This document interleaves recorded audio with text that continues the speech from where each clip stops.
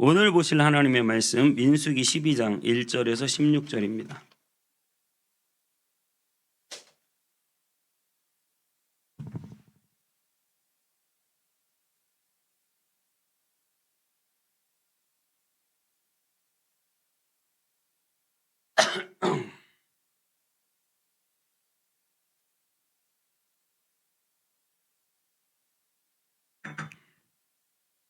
민수기 12장 1절에서 16절까지 한 절씩 교독하도록 하겠습니다. 모세가 구스 여자를 취하였더니 그 구스 여자를 취하였으므로 미리암과 아론이 모세를 비방하니라. 그들이 이르되 여호와께서 모세와만 말씀하셨느냐 우리와도 말씀하지 아니하셨느냐 하매 여호와께서 이 말을 들으셨더라. 이 사람 모세는 온유함이 지면의 모든 사람보다 더하더라. 여호와께서 갑자기 모세와 아론과 미리암에게 이르시되 너희 세 사람은 회막으로 나오라 하시니 그 세 사람이 나아가매 여호와께서 구름 기둥 가운데로부터 강림하사 장막문에 여시고 아론과 미리암을 부르시는지라 그 두 사람이 나아가매 이르시되 내 말을 들으라. 너희 중에 선지자가 있으면 나 여호와가 환상으로 나를 그에게 알리기도 하고 꿈으로 그와 말하기도 하거니와 내 종 모세와는 그렇지 아니하니 그는 내 온 집에 충성함이라. 그와는 내가 대면하여 명백히 말하고 은밀한 말로 하지 아니하며 그는 또 여호와의 형상을 보거늘 너희가 어찌하여 내 종 모세 비방하기를 두려워하지 아니하느냐. 여호와께서 그들을 향하여 진노하시고 떠나시매 구름이 장막 위에서 떠나갔고 미리암은 나병에 걸려 눈과 같더라.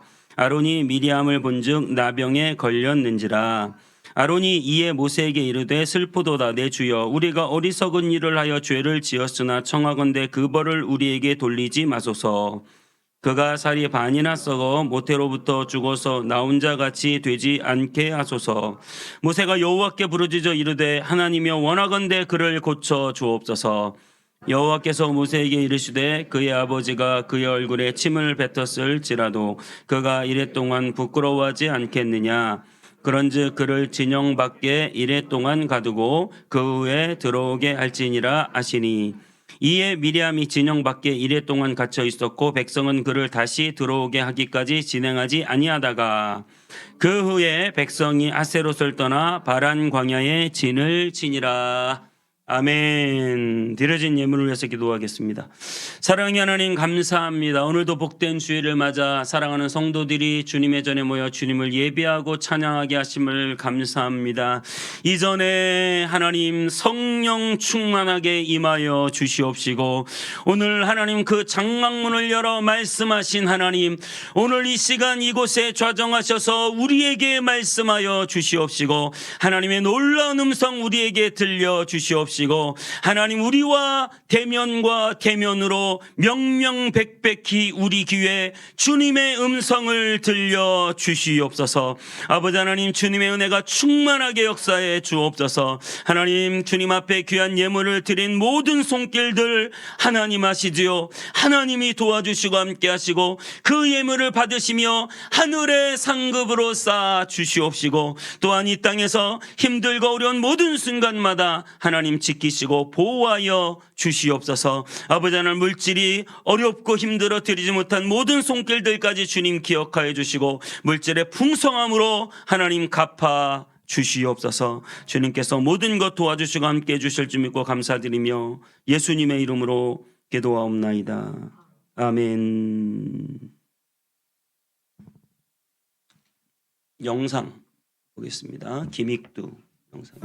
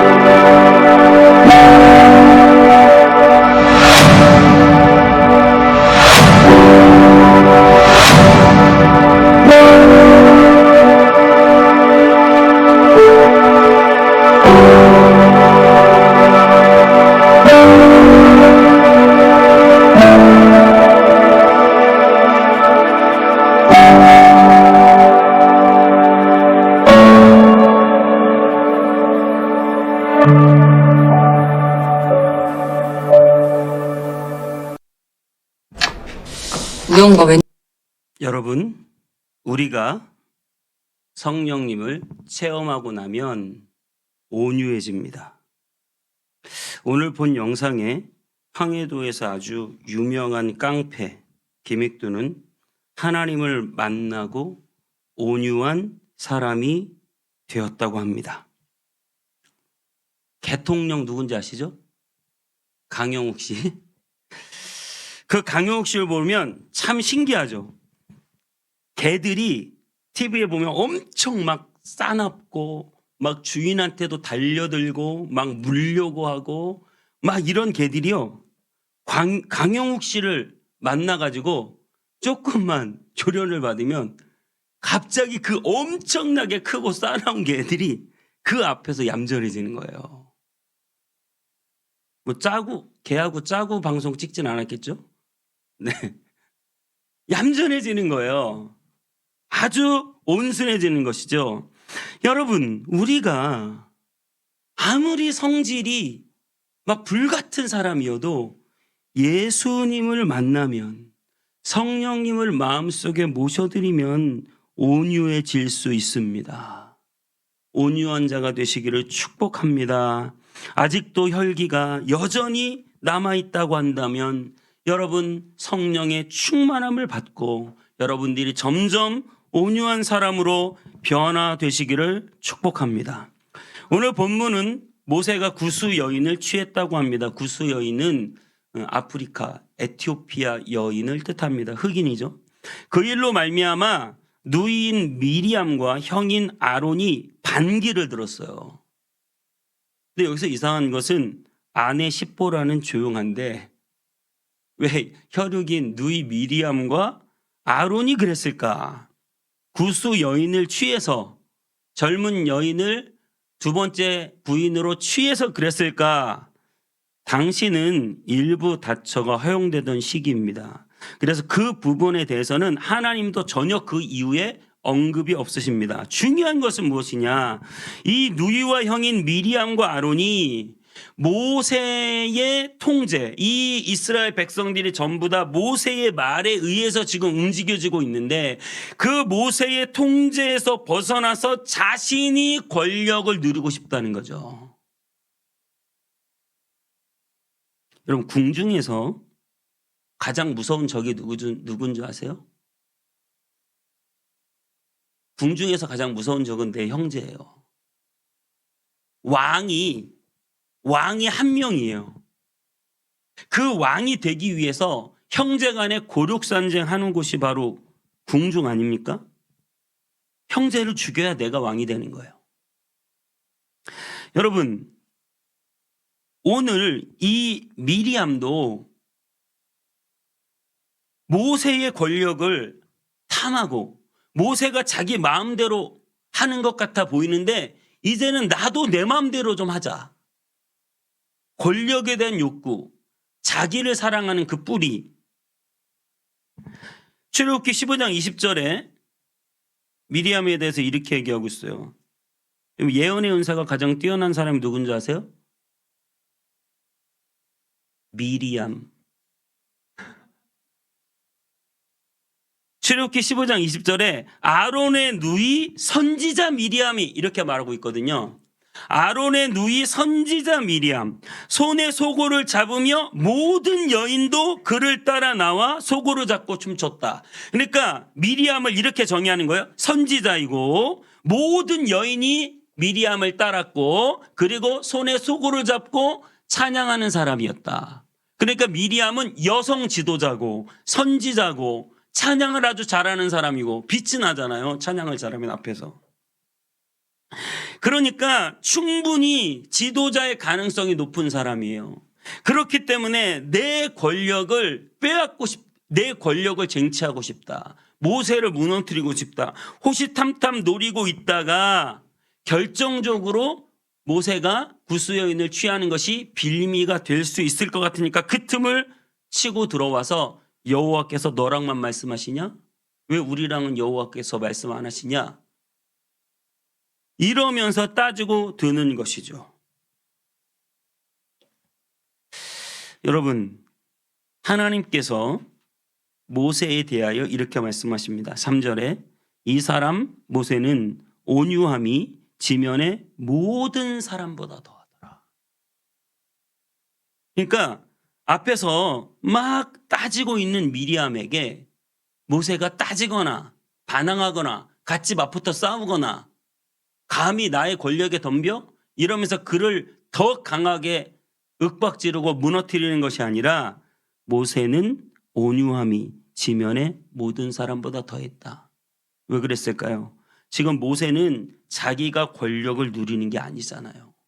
모세는 하나님이 이끄시는 대로 가는 거잖아요. 하나님이 좌로 가라면 좌로 가고 우로 가라면 우로 가고 그 하나님의 구름이 인도하시는 대로 가라면 가고 서라면 서는 하나님의 통제 아래 지금 모세가 있었단 말입니다. 그런데 그렇게 온유해서 하나님의 통제 아래 있는 모세는 몰라보고 이 온유하지 못한 미리암이 그리고 아론이 모세에게 대드는 것이죠. 여러분, 온유함을 갖게 되시기를 축복해요. 오늘은 원래 제목이 모세의 온유함이라고 지으려고 하다가 제목을 좀 바꿔봤는데 온유에 대해서 저와 여러분이 배워보기를 원해요. 온유함은 이 기독교에 있는 성경에 있는 아주 독특한 성품입니다. 온유의 원래 뜻은 야생마를 길들이다 하는 뜻이에요. 온유의 헬라어 원어 프라우스라는 말은 야생마를 길들이는 과정에서 쓰이는데 처음에는 무척 사납고 이리저리 자기 마음대로 날뛰던 야생마가 점점 주인의 손에 길들여져 훈련받다가 나중에 주인의 손에 딱 그 고삐에 들어와서 주인이 타면 딱 얌전히 있고 주인이 가자고 하면 가고 주인이 서라고 하면 서고 주인이 오른쪽으로 틀면 오른쪽으로 왼쪽으로 틀면 왼쪽으로 그렇게 주인의 통제 안에 들어가게 될 때 드디어 야생마가 주인의 명령에 따르고 순종할 때가 되었을 때 됐다 하고 프라우스드 이제는 훈련되어 주인의 통제 아래 들어왔다는 뜻입니다. 여러분, 온유라고 하는 것은 그저 착하고 심지어 바보 같은 성격이 아닙니다. 온유라고 하는 것은 모든 본능과 감정을 제어할 수 있는 훈련된 인격이다. 따라하겠습니다. 온유란 모든 본능과 감정을 제어할 수 있는 훈련된 인격이다. 네, 분노할 수밖에 없는데 급히 분을 내지 않고 내 감정을 제어합니다. 죄를 짓기 좋은 유혹들이 내 앞에 잔뜩 있는데 그것을 제어할 수 있는 능력이란 말입니다. 여러분, 모세는 처음부터 온유한 사람이었을까요? 모세는 야생마 같은 사람이에요.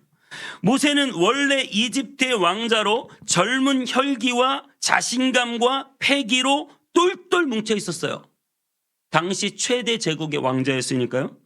본인이 모든 것을 할 수 있다고 생각했을 거예요. 내가 못 해낼 일이 없다. 나는 능력자다. 이집트의 왕자인 자신이 못할 일이 없다고 생각했어요. 그래서 본인이 히브리인인 것을 알았고 나중에 애굽 사람들, 이집트 사람들이 히브리인을 괴롭히는 것을 보고 어떻게 했어요? 내가 히브리 사람인데 내가 히브리 사람을 도와야지. 그래서 자기의 힘과 능력으로 도우려고 이집트 사람들을 팼다가 이집트 사람이 죽어버렸어요. 이집트 사람이 죽고 나니까 모세가 살인자가 되어서 멀리 도망가게 되었어요. 그래서 광야로 들어가게 된 것입니다. 자신의 힘과 능력으로 이 히브리 사람, 유대인들을, 이스라엘 사람들을 구해줄 수 있다고 믿었던 그에게는 결국 실패와 좌절과 광야로 들어가는 일만 남게 된 것이죠. 그리고 광야에서 40세에 이집트에서 나와서 광야에서 40년을 뺑글뺑글 돌면서 힘이 다 빠지고 정말 나는 아무것도 아니구나. 정말 내 무력과 내 부족함을 뼈저리게 느끼면서 나는 아무것도 할 수 없다고 느끼는 바로 그때 하나님께서 모세에게 나타나셔서 떨기나무 불꽃 가운데 나타나셔서 내 발에 신을 벗으라고 하시면서 내가 너를 바로에게 보내어 저 이스라엘 백성들을 구원하겠다 말씀하시는 거예요. 그때 모세는 뭐라고 했습니까? 하하, 드디어 때가 됐구나. 내가 그럼 그렇지. 내가 어떤 사람인데 그랬습니까? 아니요. 모세는 그때 이렇게 말했어요. 하나님, 나는 못합니다. 나는 능력이 없어요. 나는 이 지팡이 하나 들고 있는데요. 그랬더니 하나님, 지팡이 던져봐라. 던졌더니 지팡이가 갑자기 독사가 돼요. 그 독사의 꼬리를 잡아라. 여러분, 뱀 꼬리 잡으면 큰일 나는 거 아시죠? 꼬리를 잡았더니 갑자기 그 뱀이 다시 지팡이가 돼요. 손을 품 안에 넣어봐라. 품 안에 넣어서 빼보니까 여기에 나병, 문둥병이 걸려 있어요. 다시 넣어서 빼봐라. 다시 넣어서 빼보니까 깨끗하게 나왔어요. 하나님이 이런 기적을 보여주시면서 내가 너와 함께하겠다. 바로에게 가라. 그럼에도 불구하고 그런 기적을 보면서도 모세는 또 하나 이야기입니다. 주님, 나는 말을 못해요. 내가 바로에게 가서 말을 어버버거리고 할 말을 못할 것 같습니다. 그랬더니 너의 형 아론이 말을 잘한다. 내가 너에게 너의 형 아론을 붙여주겠다. 여러분 보세요. 모세가 모든 것을 다 할 수 있다고 할 때 하나님께서는 모세를 쓰실 수가 없었어요. 그런데 모세가 아무것도 아니라고 나는 아무것도 못한다고 할 때 하나님이 모세를 들어서 이집트로 보내서 10가지 재앙을 내리시고 홍해를 가르신 후 이스라엘 백성들을 인도하는 대로 사용하시는 것입니다. 모세가 광야에서 드디어 자기 혈기 다 죽이고 어떻게 됐습니까? 온유해졌죠. 온유해졌어요. 하나님의 손에 딱 붙잡혀가지고 하나님이 가라면 가고 서라면 서는 사람으로 온유해졌습니다. 전 이걸 보면서 마치 저의 이야기가 떠올랐어요. 30대 때 뭣도 모르고 내가 세상을 다 변화시킬 수 있을 줄 알고 개척을 했던 적이 있습니다. 그런데 하나님께서 다 빼앗아 가시고 너는 아무것도 아니라고 하나님이 말씀하셨어요. 그리고 나서 다시 묵묵히 하나님의 사역을 교회에서 감당하고 있을 때 나는 아무것도 아니라고 나는 못한다고 말하고 있을 때 저는 늘 그렇게 기도했거든요. 나는 못합니다 하나님. 나는 안 됩니다 하나님. 그때 하나님께서 나를 들어서 너는 못하지만 내가 너와 함께 하겠다. 그리고 여러분들 다 아시겠지만 많은 분들이 함께해서 이 교회 사역이 이루어지기 시작한 것입니다. 내가 한 것이 아니라 내 힘이 아니라 하나님이 행하실 때 되는 거예요. 여러분 어떻습니까? 여러분의 힘으로 아직도 내가 내 인생을 책임지고 살 수 있다고 믿으십니까? 아직도 내 주먹, 내 지식, 내 힘, 내 능력, 내 돈 이거면 내가 다 할 수 있다고 믿으십니까? 여러분 그때는 안 돼요. 다 광야에서 다 놓쳐버리고 하나님 나는 아무것도 없습니다. 나는 아무것도 아닙니다. 하나님 뜻대로 해주세요. 내 마음이 온유한 자가 되어 하나님의 제어 아래 하나님의 통제 아래 들어갈 때 그때 하나님은 그 사람을 쓰시고 사용하기 시작하는 것입니다. 여러분 그거 아세요? 전쟁에 나갈 때는 집에서 기름말이 아니라 야생마가 가장 앞장서서 적군을 향해 돌진한다고 해요. 집에서 기름말들은 그 큰 함성 소리와 칼과 창이 난리치는 그곳에 무서워서 적진을 못하는데 야생마를 잘 훈련시켜 놓으면 이놈이 용기가 있어요. 그래가지고 이리야 가자 그러면 저기서 아무리 적들이 소리를 와 치고 칼과 창과 화살이 날라와도 그 적진을 뚫고 야생마는 전진한다는 거예요. 여러분 아직도 내 성질이 못됐고 아직도 내가 혈기방자해서 아직도 내 뜻을 꺾지 못했다면 여러분 훈련된 사람이 되실 수만 있으면 하나님은 온유한 여러분, 온유하게 된 여러분을 통하여 놀라운 일을 행하실 줄 믿습니다. 여러분의 가족 중에 아직도 혈기방장하여 내 힘으로만 살 수 있다고 믿는 사람이 있다면 여러분, 그 사람이 하나님의 훈련 안에 들어와 통제되고 온유한 자가 되면 놀라운 일을 행하실 것을 여러분 소망하게 되시길 바라요. 소망하게 되시길 바랍니다. 우리는 늘 거칠고 부족하지만 그 열정으로 세상을 향하여 저돌적으로 나갈 수 있습니다. 하나님의 통제 안에 온유한 자가 된다면 말입니다. 또한 여러분, 모세는 온유한 자가 되어 자신을 비방하는 미리암을 품어줍니다. 오늘 2절에 보면 그들이 이르되 여호와께서 모세와만 말씀하셨느냐 막 이렇게 따진단 말이에요. 근데 3절에 모세는 온유함이 지면의 모든 사람보다 더했다. 이 말은 무슨 말이냐면 같이 맞붙어서 싸우고 따지지 않았다는 거예요. 참고 인내했다는 것입니다. 가족이라서 참은 게 아니에요. 여러분, 가족이 돌아서면 더 무서운 거예요. 가족이라 참은 게 아니라 모세 안에 온유함이 있었기 때문에 참을 수 있었던 것이죠. 그때 하나님께서 미리암에게 나병을 주세요. 10절에 구름이 장막 위에 떠나갔고 미리암은 나병에 걸려 눈과 같이 하였더라. 나병에 걸려 온몸이 하얘졌어요. 그때 13절에 모세가 하나님께 기도합니다. 여호와께 부르짖어 이르되 하나님이여 원하건대 그를 고쳐 주옵소서. 모세는 오히려 자신을 비난하고 쓰러뜨리려다가 병든 자신의 누이 미리암을 위해서 오히려 기도하는 거예요.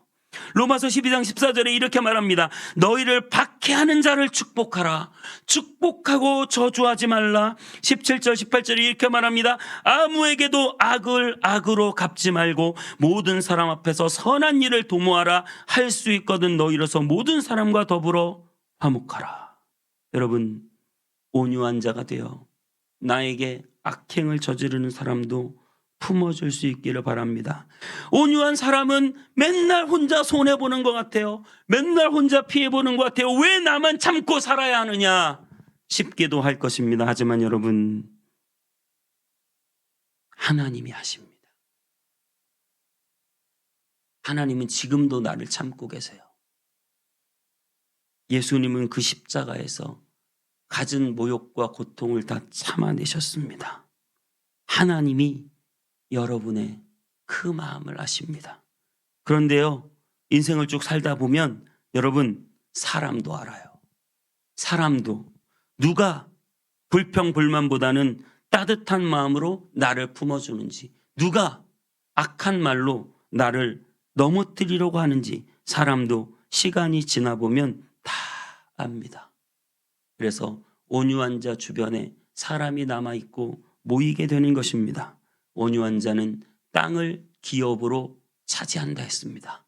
사람이 모이고 기업이 모이고 땅이 모이고 할 수 있는 일들이 많아지는 것은 온유한 성품인 줄 믿으시기 바랍니다. 하나님 나라 공동체는 늘 원수의 회방이 있어요. 여러분, 모든 사람은 같은 생각이 아니기 때문에 사탄은 분열과 갈등을 일으킵니다. 그러면 우리는 그 분열과 갈등하는 속에서 어떤 무기를 가져야 여러분들이 사탄의 공격을 이길 수 있을까요? 보다 더 냉철한 머리, 똑똑한 두뇌로 잘못된 사람을 정확하게 간파해서 그 사람의 잘못을 지적해가지고 깨뜨려 버리면 정의가 바로 세워질까요? 여러분,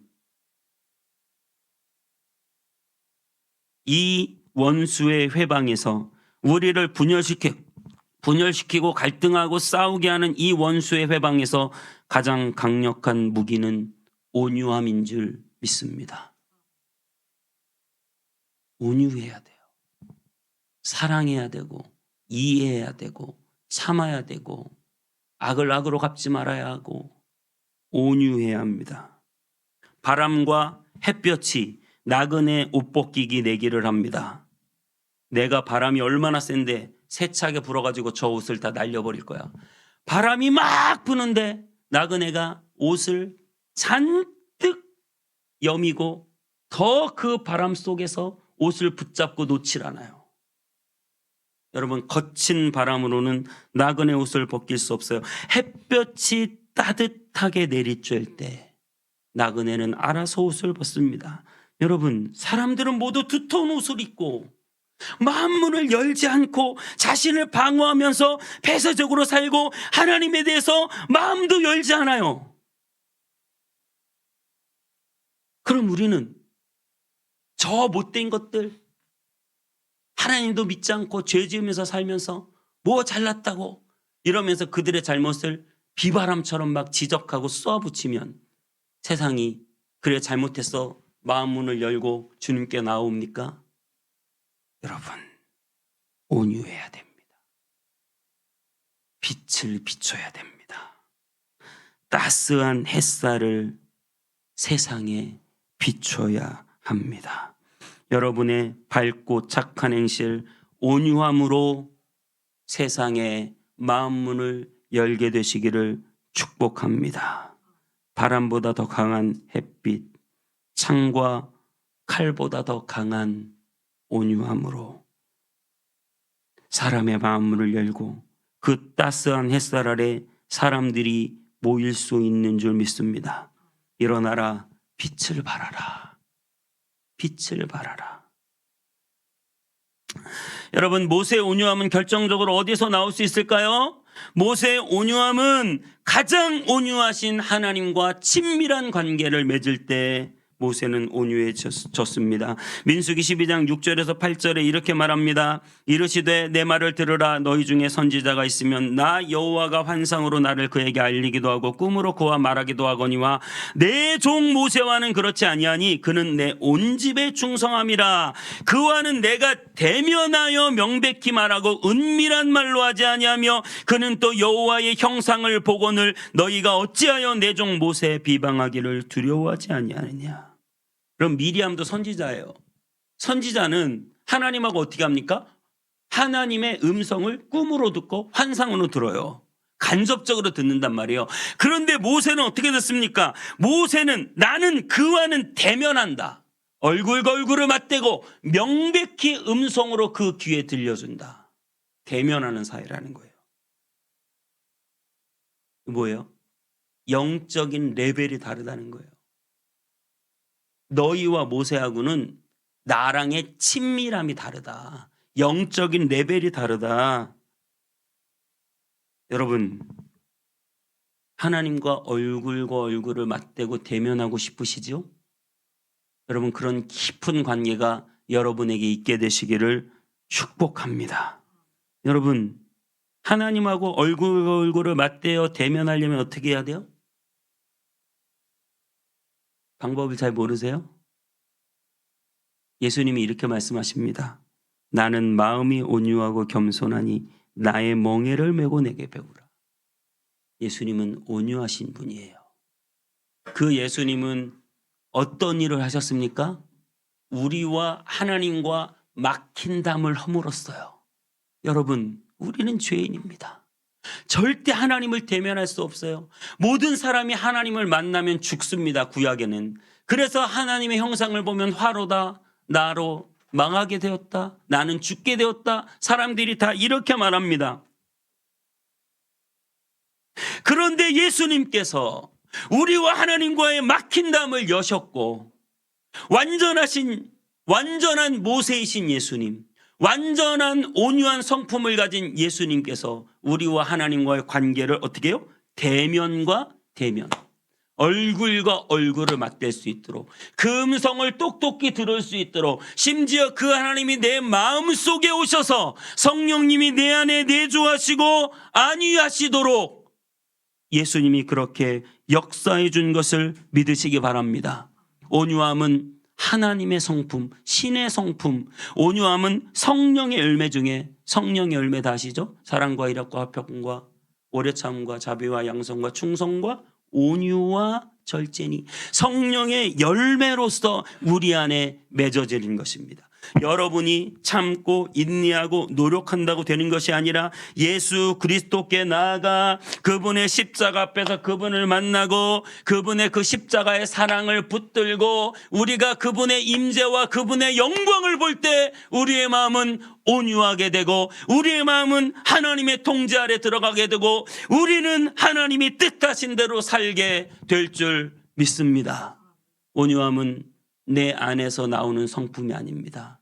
예수님께 나아갈 때 예수님이 주시는 성품입니다. 예수님은 죽으실 때 저는 양이 죽는 것을 못 봤는데 우리 연창 집사님 보셨다고 그래요. 늘 얘기하시더라고요. 양이 죽을 때는 조용하대요. 여러분 돼지 멱다는 소리 아세요? 돼지가 죽을 땐 어때요? 저 어렸을 때 시골에서 딱 한 번 봤어요. 돼지 잡는 거. 와, 난리. 소리. 근데 양이 죽을 때는 조용해요. 말이 없어요.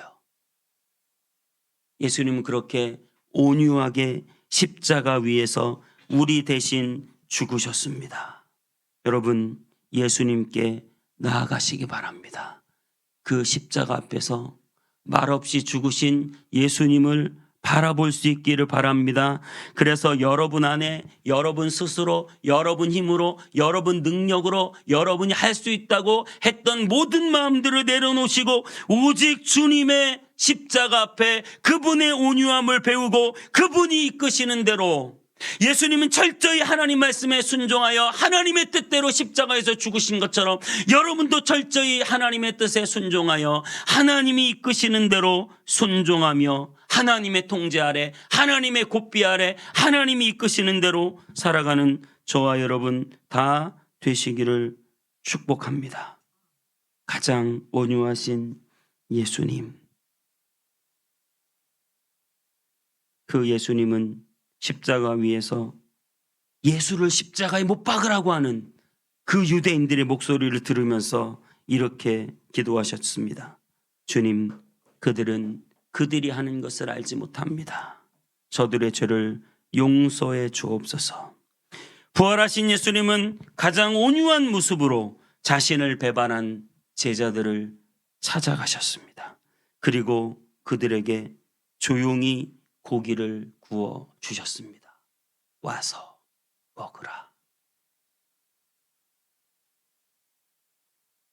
너는 밝고 따뜻하고 착하고 다정한 사람이야. 봄날의 햇살. 여러분, 온 세상이 꽁꽁 얼어붙어 있습니다. 그 얼어붙은 땅에서는 생명이 움틀 수가 없습니다. 여러분의 밝고 따뜻하고 착하고 다정한 봄날의 햇살을 세상 가운데 비추실 때 그 얼어붙은 땅이 녹고 그 땅에서 새로운 생명이 돋아나는 것입니다. 우리 찬양하겠습니다. 광야를 지나며. 여러분, 우리는 인생을 내 마음대로 내 힘으로 내 능력으로 내 돈으로 내가 할 수 있다고 생각하며 살다가 광야를 만나게 됩니다. 그 광야 안에서 우리는 훈련되어지고